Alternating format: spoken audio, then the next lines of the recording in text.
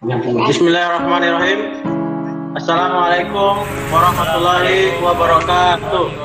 Waalaikumsalam warahmatullahi wabarakatuh.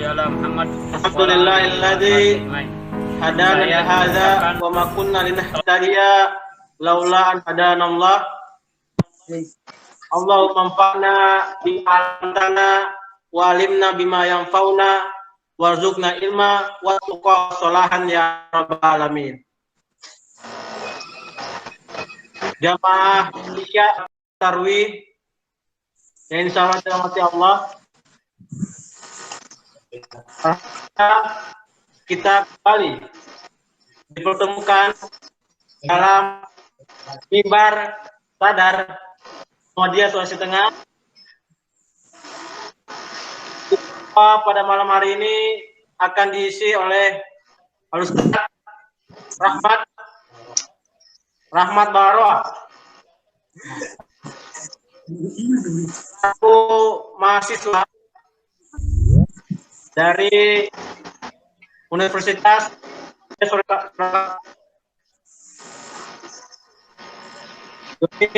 efisiensi waktu. Kepadanya kami persilahkan. Bismillah, tes. Bismillahirrahmanirrahim. Assalamualaikum warahmatullahi wabarakatuh. Waalaikumsalam warahmatullahi wabarakatuh. Innal hamdalillah nahmaduhu wa nasta'inuhu wa nastaghfir wa na'udzu billahi min syururi anfusina wa min sayyiati a'malina may yahdihillahu fala mudhillalahu wa may yudlil fala hadiyalah. Asyhadu an la ilaha illallah wahdahu la syarikalah wa asyhadu anna Muhammadan abduhu wa rasuluhu la nabiyya wa rasulullah. Pertama-tama, marilah kita panjatkan puji beserta syukur kita atas kehadirat Allah Subhanahu wa taala, yang mana pada kesempatan kali ini masih dipertemukan meskipun bertatap muka melalui handphone atau jaringan. Intinya kita senantiasa bersyukur kepada Allah Subhanahu wa taala karena kita masih diberikan kesempatan untuk bersua kembali. Salawat beserta salam terlebih pula kita aturkan kepada junjungan kita Nabi Muhammad sallallahu alaihi wasallam yang diutus ke permukaan bumi ini untuk menyempurnakan akhlak manusia. Sebelumnya saya ingin minta maaf kalau nanti ada agak sedikit ribut karena tetangga ada acara ya.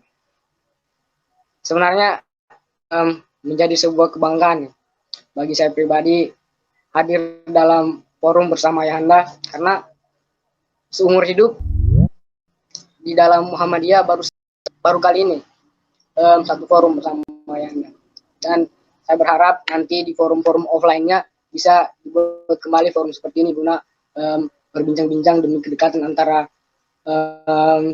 kader-kader bersama Ayahanda, begitu kira-kira. Pada kesempatan kali ini saya akan sedikit membahas mengenai peran akal dalam meraih gelar takwa di bulan suci Ramadan.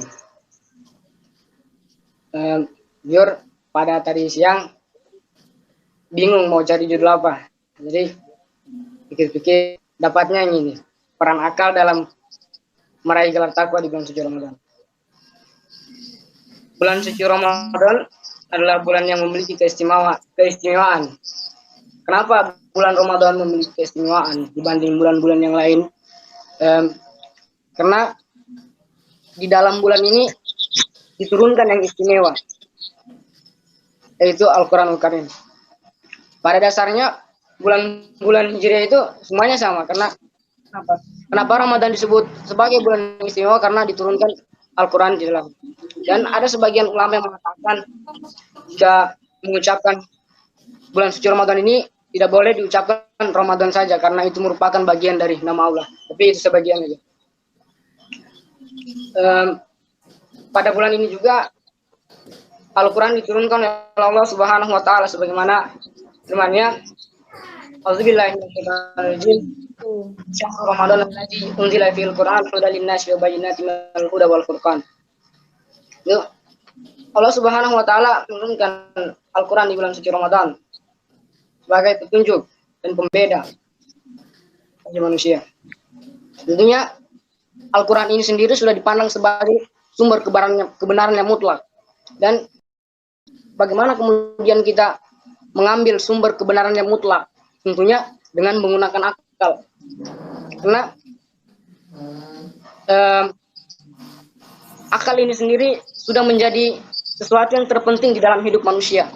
Karena akal juga punya peran penting dalam menjaga kehormatan manusia itu sendiri.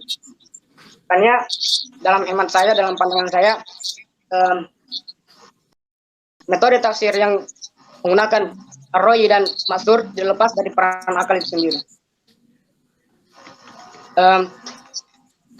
Jika dilihat dari bentuk penafsiran tadi, maka ditarik kesimpulan bahwa akal ini punya peran penting dalam penafsiran ini sendiri. Bagaimana kedudukan akal dalam Al-Quran? Kata akal ini sendiri berasal dari kata aqala yaqilu aklan. Dan sebagian orang berpendapat bahwa rangkaian tiga kata tadi berarti menghalangi. Dari kata menghalangi ini muncullah kata iklan yang artinya tali, iklan yang artinya tali. Kenapa makna ini terbagi menjadi dua antara menghalangi dan tali? Jadi di sini kita bisa lihat bahwa munculnya makna-makna lain dari kata akal ini sendiri. Salah satunya adalah kata istri. Kenapa?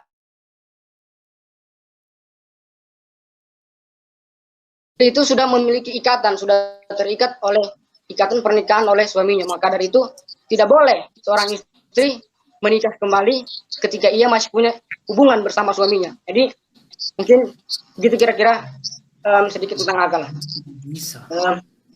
Meminjam perkataan Imam Al-Ghazali, Imam Al-Ghazali sendiri mengatakan, mengisyaratkan akal manusia ini sebagai seperti matahari, yang mana matahari itu adalah akalnya dan pancaran-pancaran sinarnya itu adalah pengetahuan manusia. Jadi begitu pentingnya akal ini sehingga Imam Al-Ghazali sendiri mengatakan, mengisyaratkan akal ini sebagai cahaya-cahaya matahari ini adalah pengetahuan manusia yang mana bisa menerangi semuanya. Kemudian kata akal sendiri ini terulang sebanyak 49 kali dalam Al-Quran, yang artinya begitu pentingnya akal ini bagi kehidupan manusia. Berikut beberapa fungsi yang ingin saya sampaikan, fungsi akal yang di dalam Al-Quran, yang salah satunya terdapat dalam Quran surah Al-Baqarah ayat 164 tentang penciptaan langit dan bumi. Menurut Syekh Qutb mengatakan bahwa ayat tersebut merupakan metode yang sempurna yang sempurna dalam meningkatkan nalar, karena ayat tersebut mengantarkan kepada manusia untuk mengkaji ayat-ayat yang ada di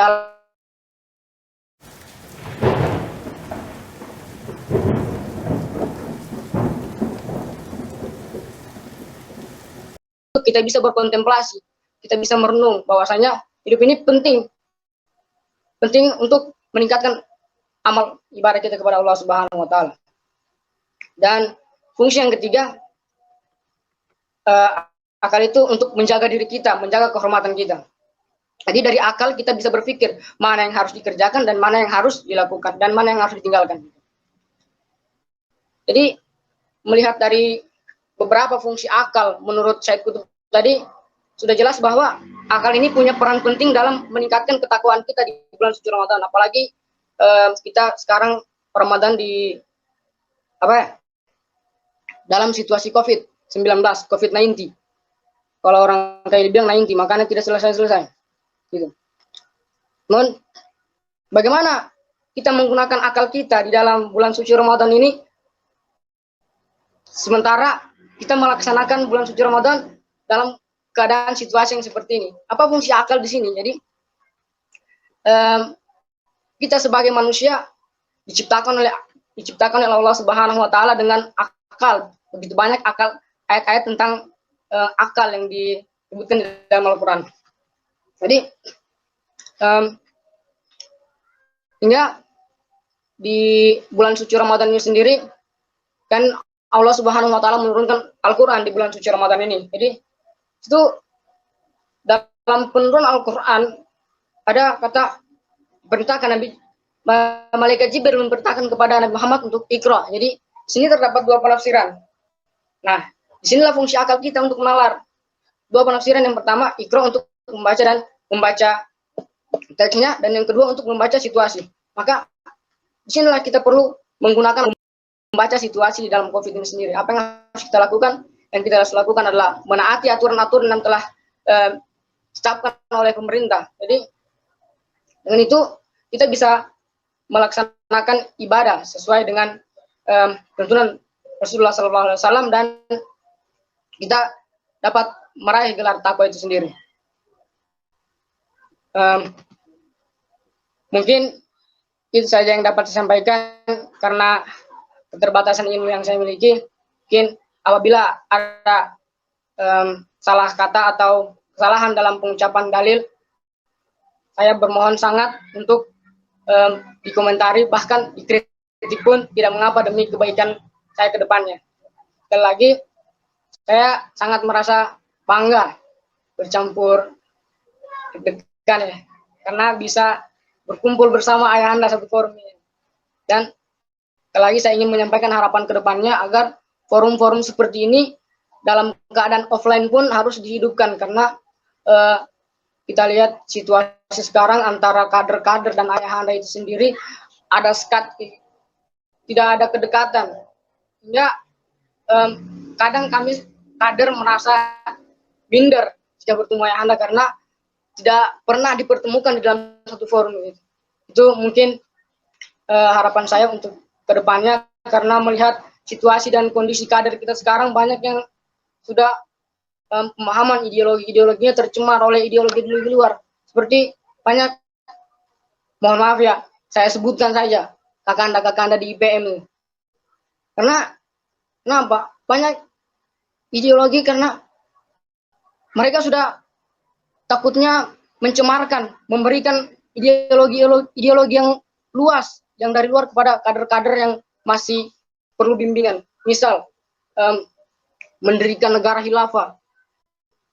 Itu menurutku adalah suatu hal yang fatal jika tidak di counter, dibalas, diredupkanlah.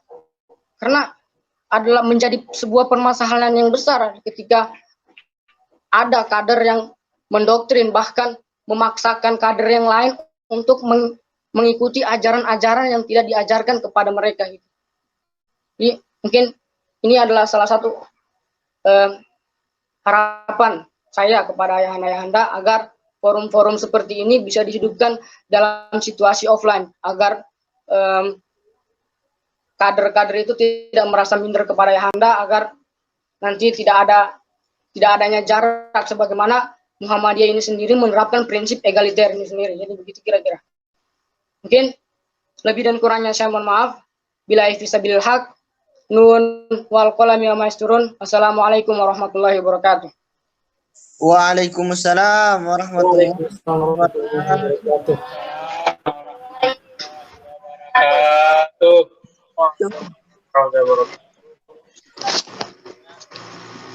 Saya terkait dengan peran akal dalam pelaksanaan ibadah pada bulan suci Ramadan. Kepada Saudara Rahmat kami ucapkan banyak terima kasih. Kemudian juga kami ucapkan terima kasih kepada para jamaah yang sudah bergabung. Semoga dengan bergabungnya para jamaah bisa menambah kembali wawasan kita. Dan insya Allah kita akan kembali bertemu esok hari di malam hari di jam yang sama. Insya Allah. Atas partisipasinya kami ucapkan banyak-banyak terima kasih. Kiranya bermanfaat. Nasrul minallah fatun qarib. Wabasyiril mu'minin. Assalamualaikum warahmatullahi wabarakatuh. Waalaikumsalam. Waalaikumsalam.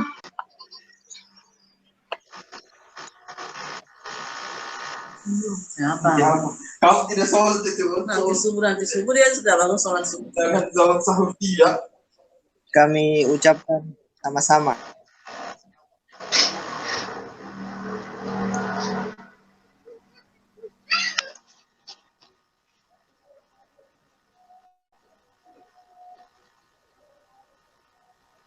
Jadi kitab tadi gimana kitab?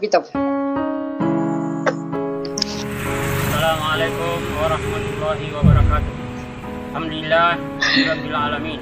Allahumma shalli ala Muhammad wa ala alihi wa sahbihi ajmain. Saya mengucapkan selamat milad yang ke-88 tahun pemuda Muhammad